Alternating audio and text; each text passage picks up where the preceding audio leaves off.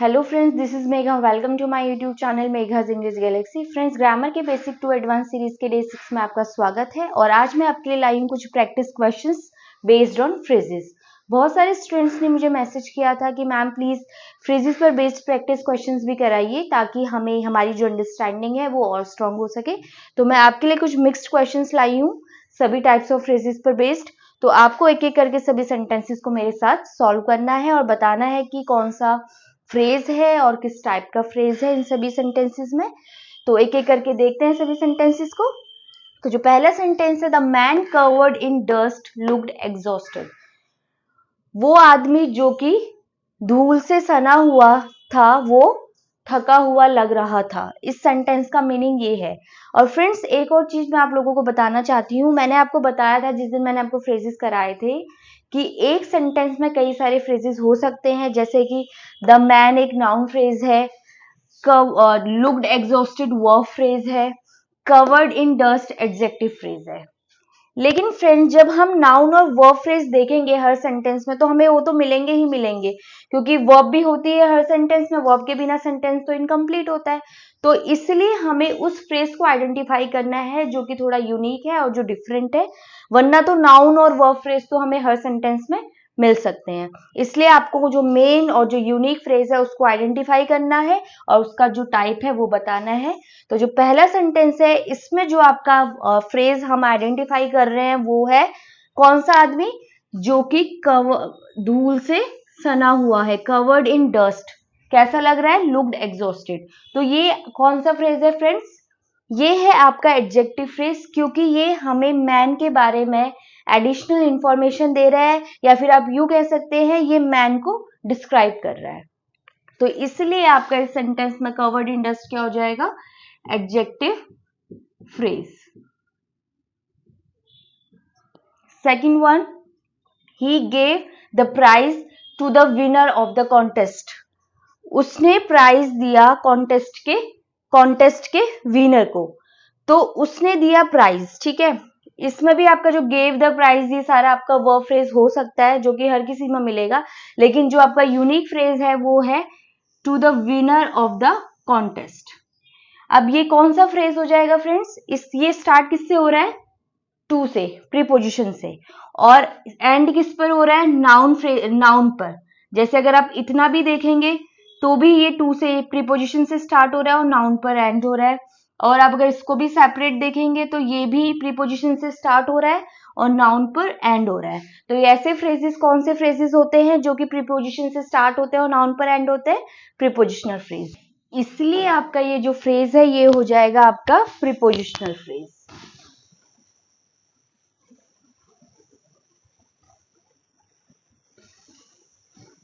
Next example देते हैं friends.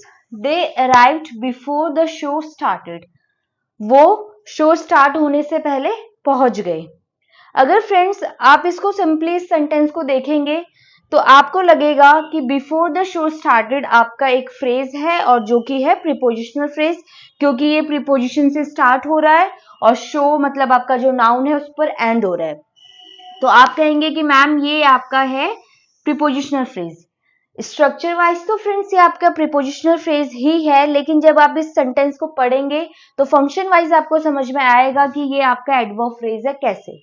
They arrived when, मैंने आपको बताया था, जो कि व्हेन, वेयर, हाउ ऑफन, इन सारे वर्ड्स का आंसर देते हैं उन्हें हम एडवर्ब कहते हैं। सिमिलरली वो फ्रेज जो इन सभी वर्ड्स का आंसर देते हैं उन्हें हम एडवर्ब फ्रेज कहते हैं। तो दे अराइव्ड व्हेन, कब वो पहुंचे? Before the show started, show start होने से पहले।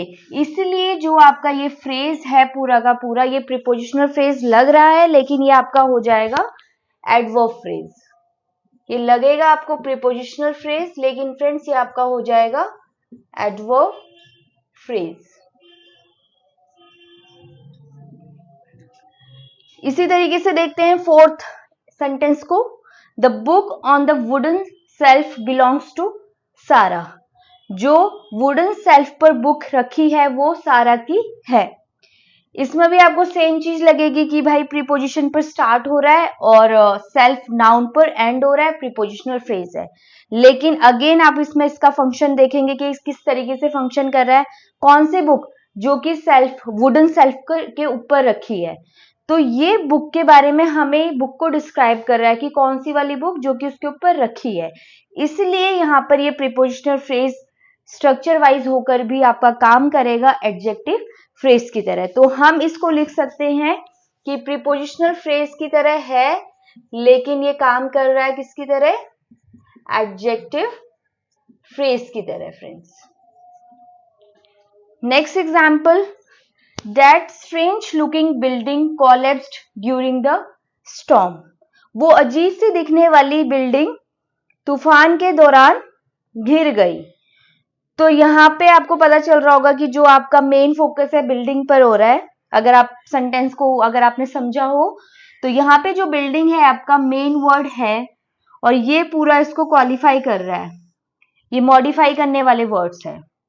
तो बिल्डिंग आपका मेन वर्ड है जो कि है नाउन, डेट आपका डेमोन्स्ट्रेटिव है, स्ट्रेंज लुकिंग आपका कंपाउंड एडजेक्टिव आप बोल सकते हैं, क्योंकि ये बिल्डिंग के बारे में हमें बता रहा है कि बिल्डिंग कैसी है, अजीब सी दिखने वाली है। तो इसलिए आपका वो एडजेक्टिव हो जाएगा ये पूरा वर्ड।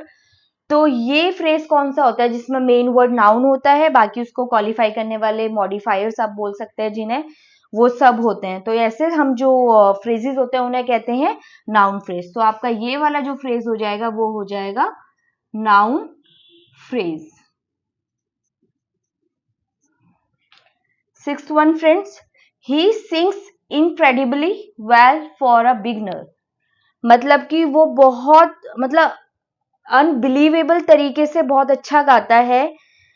ठीक है, तो यहाँ पे ये जो इनक्रेडिबली वेल है ये वर्ब को क्वालिफाई कर रहा है, वर्ब को डिस्क्राइब कर रहा है कि वो कैसे गाता है, बिल्कुल अनबिलीवेबल तरीके से बहुत बढ़िया गाता है।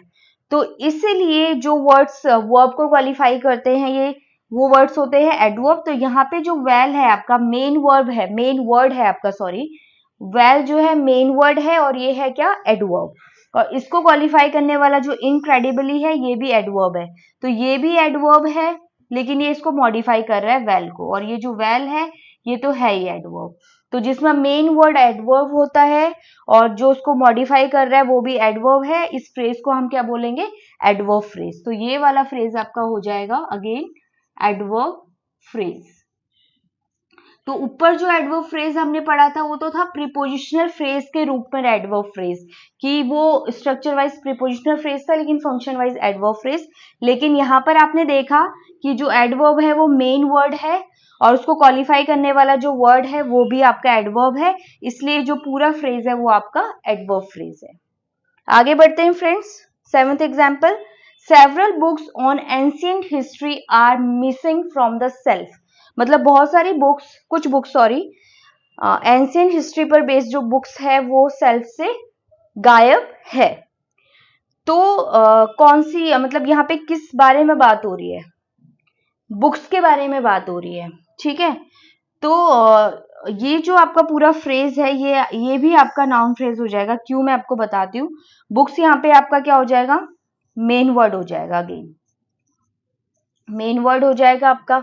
ठीक है, और सेवरल एडजेक्टिव होता है। अभी हम पढ़ेंगे एडजेक्टिव, जब एडजेक्टिव टॉपिक जब हम पढ़ेंगे तो हम पे डिटेल में पढ़ेंगे कि कौन सा टाइप का एडजेक्टिव है, सारी चीजें। तो ये इसको क्वालिफाई मॉडिफाई कर रहा है एडजेक्टिव।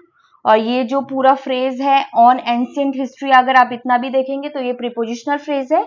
ओवरऑल ये आपका नाउन फ्रेज है। ठीक है, आप अगर सिर्फ इतना देखते हैं तो प्रीपोजिशनल फ्रेज है, लेकिन अगर इसको कंप्लीटली देखते हैं तो ये आपका हो जाएगा noun phrase.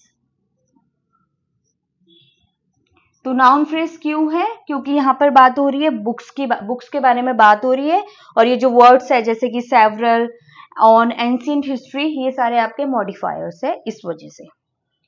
Eighth example friends, मैं अभी थोड़ी देर में आपको समझाती हूँ, उसमें मुझे कुछ बताना है आपको। नाइन्थ को देखते हैं। She has been studying all night. वो पूरी रात से पढ़ रही है। हैज बीन है ना, पढ़ रही है। ओके, तो पूरी रात से पढ़ रही है। तो इसमें आपका कोई फ्रेज यूनिक सा है नहीं, क्योंकि ये है आपका वर्ब फ्रेज का एग्जाम्पल। और वर्ब फ्रेज कैसे बनता है? हेल्पिंग वर्ब और मेन वर्ब को बना के मिलाकर जो फ्रेज बनता है वो आपका होता है वर्ब फ्रेज। तो ये आपका एग्जाम्पल है वर्ब फ्रेज का। बहुत सिंपल है फ्रेंड्स, अगर आप इन्हें समझना चाहें तो। 10th वाला, I will finish the report before the meeting start, मतलब मैं रिपोर्ट को फिनिश कर दूंगा मीटिंग को स्टार्ट होने से पहले। आप बोलेंगे कि मैम अगेन वही सारी चीजें हैं, before the meeting start preposition से स्टार्ट हो रहा है, मीटिंग मतलब मीटिंग नाउन है उस पर एंड हो रहा है, तो ये आपका फिर से अगेन वही प्रीपोजिशनल फ्रेज हो जाएगा। लेकिन नहीं फ्रेंड्स, आप इसका फंक्शन देखिए कैसे कर रहा है। मैं I will finish the report when, मैं रिपोर्ट को कब फिनिश करूंगा, मीटिंग के स्टार्ट होने से पहले। तो इसलिए अगेन आप इसमें बोल सकते हैं प्रीपोजिशनल फ्रेज होकर ये किसकी तरह काम कर रहा है, एडवर्ब फ्रेज की तरह। Prepositional phrase structure wise and function wise ये हो जाएगा आपका adverb phrase. 11th example, the movie was really interesting to watch, मतलब कि जो मूवी थी बहुत ज्यादा इंटरेस्टिंग थी देखने में। तो यहाँ पे आपका जो रियली इंटरेस्टिंग है देखते ही पता चल रहा है फ्रेंड्स, जो इंटरेस्टिंग होता है वो आपका होता है एडजेक्टिव। तो इस वाले फ्रेज में मेन वर्ड आपका क्या है, एडजेक्टिव, जो कि है इंटरेस्टिंग। इंटरेस्टिंग आपका हो जाएगा एडजेक्टिव, उसको जो मॉडिफाई करने वाला है रियली ये आपका एडवर्ब है, और इसलिए ये जो कंप्लीट फ्रेज है वो आपका एडजेक्टिव फ्रेज हो जाएगा। जब हमने यहाँ एडजेक्टिव फ्रेज देखा था और यहाँ पर एडजेक्टिव फ्रेज देखा था, वो प्रीपोजिशन के रूप में एक एडजेक्टिव फ्रेज था, और यहाँ पर भी इसमें कोई हेडवर्ड आपका एडजेक्टिव नहीं था, लेकिन यहाँ पे आपका हेडवर्ड एज अ हेडवर्ब भी एडजेक्टिव है, और ये जो पूरा, इसलिए जो पूरा फ्रेज है वो आपका एडजेक्टिव फ्रेज है। तो फ्रेंड्स मैंने डिफरेंट टाइप्स के एग्जाम्पल लिए हैं ताकि इसमें सारे जो भी कॉन्सेप्ट है वो भी क्लियर हो जाए। Last example, I should have told you earlier, मुझे आपको पहले बता देना चाहिए था। तो इसमें जो शुड हैव टोल्ड है ये आपका वर्ब फ्रेज है, क्योंकि ये आपका वर्ब फ्रेज हो जाएगा, यहां लिख देती हूं, क्योंकि इसमें शुड हैव आपका हेल्पिंग वर्ब है और टोल्ड आपका मेन वर्ब है। तो इस तरीके से ये आपके सारे सेंटेंसेस कंप्लीट हुए। जो 8th वाला मैंने आपको अभी नहीं करा बताया वो बताती हूँ। The children played outside in the park all day, मतलब बच्चे पूरे दिन पार्क में बाहर खेलते हैं। ठीक है, तो बच्चे कहाँ खेलते हैं, अगर आप इस वाले सेंटेंस को बोलेंगे outside in the park all the day, आप बोलेंगे ma'am in the park prepositional phrase है, और बहुत से बच्चे तो कहेंगे आउटसाइड इन द पार्क, ये आउटसाइड भी प्रीपोजिशन होता है, तो ये प्रीपोजिशनल फ्रेज है, प्रीपोजिशन से स्टार्ट हो रहा है, नाउन पर एंड हो रहा है। लेकिन फ्रेंड्स इस सेंटेंस में जो आउटसाइड है ये आपका प्रीपोजिशन नहीं है, ये आपका है एडवर्ब, ये आपका है एडवर्ब। ठीक है, और जो नेक्स्ट सेंटेंस है she is standing outside the house, इसमें जो आउटसाइड है ये आपका प्रीपोजिशन है। ठीक है, और ये एक तरीके से अगर हम इस सेंटेंस को आउटलाइन करते हैं तो ये आपका प्रीपोजिशनल फ्रेज हो जाएगा, नीचे वाला भी, और जो ऊपर वाला है वो आपका ऑटोमेटिकली एडवर्ब फ्रेज है, क्योंकि उसमें आपका एडवर्ब आ रहा है। ठीक है, जो आप कह सकते हैं मेन वर्ड आपका एडवर्ब है। ठीक है, और वो बता भी रहा है चिल्ड्रन कहाँ खेल रहे हैं, मैंने बताया था इन वर्ड्स की जो आंसर बताता है वेयर, व्हेन, हाउ, तो ये बता रहा है चिल्ड्रन प्लेड वेयर, कहाँ खेल रहे हैं, आउटसाइड इन द पार्क, मतलब बाहर पार्क में। तो ये आपका मेन वर्ड हो जाएगा, उसको ये जो इन द पार्क है ये आपका प्रीपोजिशनल फ्रेज हो जाएगा, और ये ओवरऑल जो पूरा का पूरा फ्रेज है ये आपका हो जाएगा एडवर्ब फ्रेज।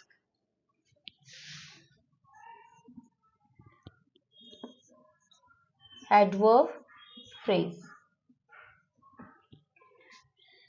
लेकिन जो सेकंड पार्ट है इसी का फ्रेंड्स, इसमें आउटसाइड एडवर्ब था और इसमें जो आउटसाइड है वो प्रीपोजिशन है। She is standing outside the house, वो खड़ी है घर के बाहर। ये जो फ्रेज है ये आप बोलेंगे प्रीपोजिशनल फ्रेज है। ठीक है, क्योंकि प्रीपोजिशन से स्टार्ट हो रहा है और नाउन पर एंड हो रहा है। ठीक है, तो वही बात मैं फिर से कहूंगी, वो कहाँ खड़ी है, घर के बाहर। वेयर का आंसर मिल रहा है, अगेन ये आपका प्रीपोजिशनल फ्रेज स्ट्रक्चर वाइज है, और फंक्शन वाइज आपका हो जाएगा एडवर्ब फ्रेज। ठीक है फ्रेंड्स, अब आप बोलेंगे कि हमें कैसे पता चलेगा कि ये यहाँ पर एडवर्ब है और ये यहाँ पे प्रीपोजिशन है। ये चीजें हमें कैसे पता चलेंगी कि ये प्रीपोजिशन है और ये एडवर्ब है? तो फ्रेंड्स, इसके लिए मैं आपको एक ट्रिक बताती हूँ। जब कभी भी आउटसाइड के बाद आपको नाउन दिखे, ठीक है, तो यहाँ पे जो आउटसाइड है ये क्या कर रहा है, ये इस हाउस को मतलब नाउन को कनेक्ट कर रहा है सेंटेंस के बाकी पार्ट से, ठीक है, इसलिए यहाँ पर ये प्रीपोजिशन है। लेकिन यहाँ पे ये जो आउटसाइड है ये अकेला आया है क्योंकि इसके बाद तो प्रीपोजिशन स्टार्ट हो गया, ठीक है, प्रीपोजिशन तो अदर पार्ट है एक तरीके से, तो यहाँ पर ये आउटसाइड है ये अकेले आया, इसके बाद कोई नाउन नहीं आया है।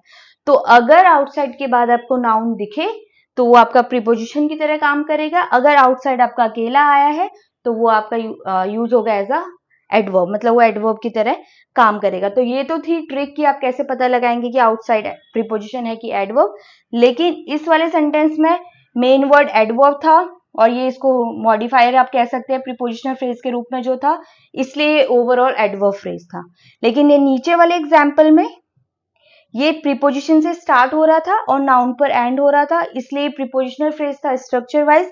लेकिन जब हमने इस पूरे सेंटेंस में इसका फंक्शन देखा तो ये एडवर्ब फ्रेज की तरह काम कर रहा है। सो फ्रेंड्स, इस तरह से हमने सभी टाइप्स के फ्रेजेस के क्वेश्चंस की प्रैक्टिस कर ली है। अगर अभी भी आपके कुछ डाउट्स हैं तो आप कमेंट सेक्शन में अपने डाउट्स पूछ सकते हैं। इसके अलावा आप टेलीग्राम ग्रुप पर भी मुझे मैसेज करके अपने डाउट्स पूछ सकते हैं। मैं टेलीग्राम चैनल का लिंक डिस्क्रिप्शन बॉक्स में दे दूंगी। और फ्रेंड्स, आप लोगों से मेरी रिक्वेस्ट है, अगर आपको मेरी वीडियोस पसंद आ रही है तो इन्हें लाइक, सब्सक्राइब एंड शेयर करना ना भूलें। Thanks for watching.